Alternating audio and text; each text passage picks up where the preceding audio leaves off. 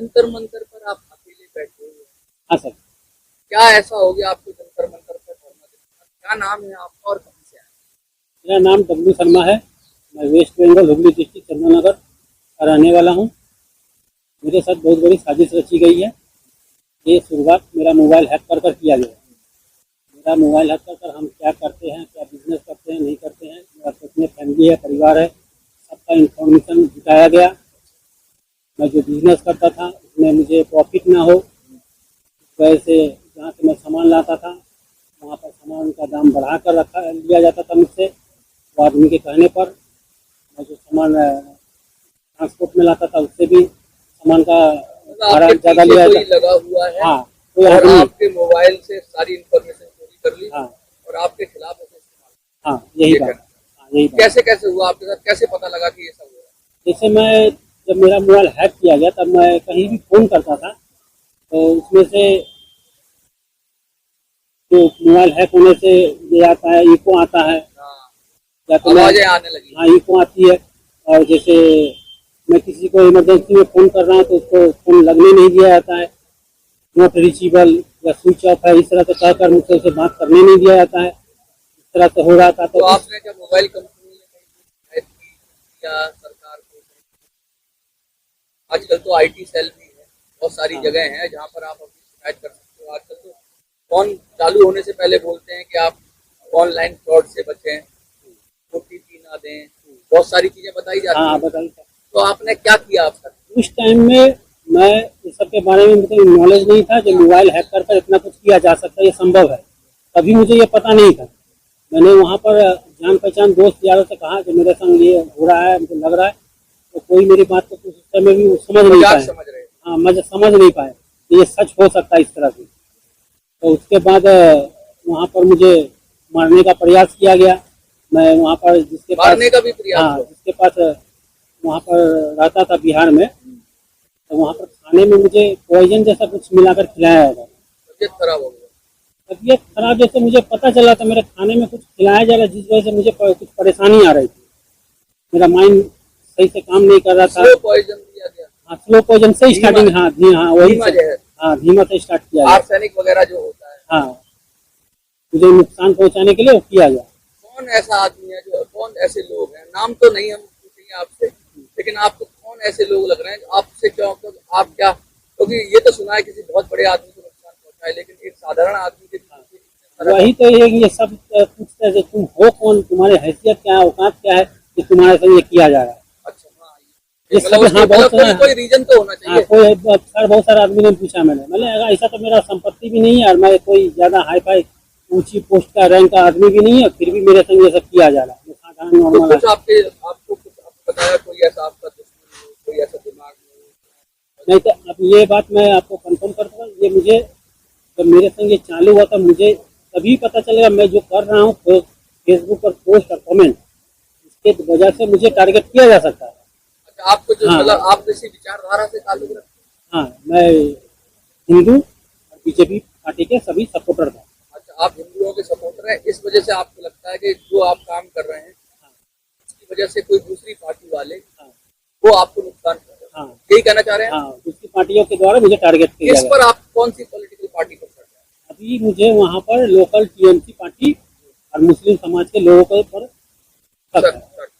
आपने कहीं कोई व्यक्ति विशेष के खिलाफ कहीं कोई कंप्लेंट दर्ज की कहीं? क्योंकि टीएमसी तो बंगाल में ज्यादा है। हाँ सर। और बिहार, आप बिहार की घटना बता रहे हैं, बिहार में भी टीएमसी, वहाँ पर मुस्लिम समाज के लोग, बिहार में? हाँ, वहाँ पर बिहार में जो मेरे संग हुआ वहाँ मुस्लिम समाज के लोगों के द्वारा पैसे देकर आसपास के लोगों को अपने साथ मिलाकर वहाँ पर किया गया। तो आपको आपके खिलाफ कोई धरना ऐसा हुआ या आपके खिलाफ आपको कोई चेतावनी दी गई हो? मुझसे कोई संपर्क नहीं किया गया। आपको किसी ने कोई डायरेक्ट चेतावनी दी? नहीं, मुझसे कोई डायरेक्ट। बस आपका मोबाइल हैक हो रहा है? हाँ, मोबाइल हैक कर टोटल मुझे बैकफायर किया गया। तो क्या क्या आपको दिक्कतें आ रही हैं मोबाइल हैक होने से जो आपके जीवन में परेशानी? तो वहाँ से मुझे काम करने का पूरा ऑप्शन को बंद कर दिया गया। मुझे पैसे कमाने नहीं दिए जा रहे। तो ऐसा भी हो सकता है कि आपको आइडेंटिफाई करके जहाँ से आप खरीदते हो वो व्यक्ति उसको जानता हो तो उसको मना कर दिया हो, ऐसा भी हो सकता है? मना नहीं किया है, मना कभी नहीं किया है, लेकिन सामान का दाम ज्यादा लिया जाता था। कुछ भी सही मतलब कुछ करके। हाँ, मुझे बिजनेस में नुकसान करने का लोगों का प्लान था। कितना नुकसान हुआ बिजनेस कम से कम अभी तक तो मुझे लग रहा है 10-15 लाख से ज्यादा ही होंगे। 10-15 लाख। क्या काम करते थे आप? हम इलेक्ट्रिक का बिजनेस शुरू किए थे बिहार में, अच्छा। और कारपेंटर का काम भी जानते हैं। ये 2 काम हम करते तो जरूरी है कि आप एक ही जगह से सामान लें, क्या आपने दूसरी जगह से लेने की कोशिश हैं। दूसरी जगह से ली, कुछ जगह पर सही दाम लिया गया, लेकिन दूसरी जगह से समस्या क्या हो रही थी, जो मुझे कलकत्ता में सामान लेना था, एक ही दुकान से लेकर मुझे सामान को एक ही जगह पैक करके लाना था। और दूसरी दुकान से लेने से समस्या क्या होता है, वो सामान वो पैक नहीं करेगा, लाने में मुझे दिक्कत होगा।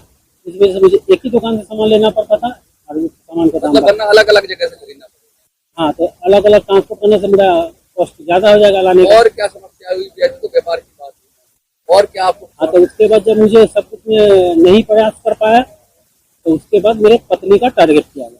पत्नी को टारगेट? हाँ, वहाँ पर से मेरी पत्नी को 2021 फर्स्ट वीक में, सितंबर और अक्टूबर के बीच में मेरे पत्नी को टारगेट कर उसको वहाँ पर डरा धर्म कर धमका कर रेप और बलात्कार वहाँ से चालू किया गया।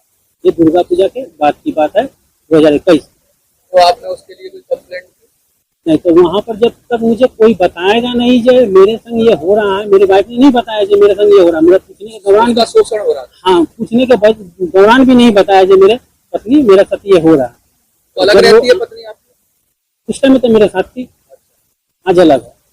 आ जाएगा। अब क्या उन्होंने भी आपके ऊपर कुछ केस वगैरह किया? नहीं, मेरी पत्नी के साथ जब ये हुआ, मेरी पत्नी को ही उन लोगों ने फिर डाइवर्ट कर मुझे पत्नी के द्वारा ही मारने का प्रयास किया गया। मतलब आपकी पत्नी को? हाँ, मेरी पत्नी ने भी मुझे मारने का प्रयास किया।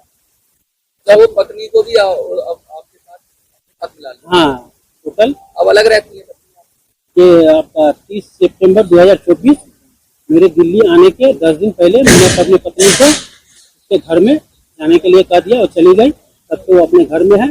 मुझसे दिल्ली आने के दौरान लगातार संपर्क में था, मुझे फोन कर मेंटली टॉर्चर मुझे करने का प्रयास कर रही थी। तो मैंने उसे फोन भी करना मना कर दिया। उसके बाद फोन नहीं करती, अब से बात नहीं।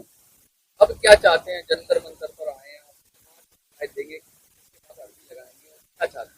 सर, मेरा जो मैटर है ये थाना पुलिस कोर्ट से सुलझने वाला नहीं है। इसलिए यहाँ पर आते ही सीधे प्रधानमंत्री को पहला कंप्लेन दिया कि मुझे प्रधानमंत्री से ही मदद चाहिए। पहला कंप्लेन मेरा प्रधानमंत्री को है यहाँ पर आने के बाद। तो वहाँ से मुझे कोई मदद नहीं मिला। फिर मैंने दूसरी कंप्लेन डाला, उसमें भी मुझे मदद नहीं मिला। तो मुझे पता चला कि ये मेरा जो मैटर है वो वेस्ट बंगाल में शिफ्ट कर दिया जा रहा है। हाँ, शिकायत मेरी वेस्ट बंगाल में शिफ्ट कर दिया जा रहा है, ये मुझे पता चला। मैंने कहा नहीं, मुझे वेस्ट बंगाल में जाने से जान का खतरा है, मैं वहाँ पे नहीं करवा सकता। फिर कुछ दिन पहले मैंने ये 22 तारीख को फिर प्रधानमंत्री को यहाँ का टोटल रिपोर्ट कंप्लेन देकर प्रधानमंत्री से कहा मुझे यहीं से मदद किया गया। क्या अपील करना चाहेंगे जो लोग देख रहे हैं? मैं जो लोग देख रहे हैं, मैं उनसे यही कहना चाहता हूँ कि मुझे यहाँ पर कोई मदद नहीं मिल रहा है। आप लोग मेरे साथ खड़े होइए और मेरा मदद करने के लिए कहा जाए। मुझे यहाँ पर कोई मदद नहीं कर रहा है, ना पुलिस वाले कर रहे हैं, ना कोर्ट से मुझे मदद मिल रहा है। यहाँ मैं जंतर मंतर पर प्रधानमंत्री से मदद मांगने के लिए आया हूँ। तो आप लोग भी मेरा साथ दीजिए, इस वीडियो को ज़्यादा से ज़्यादा लाइक और शेयर कीजिए, मेरी सहायता मदद कीजिए। जय श्री राम।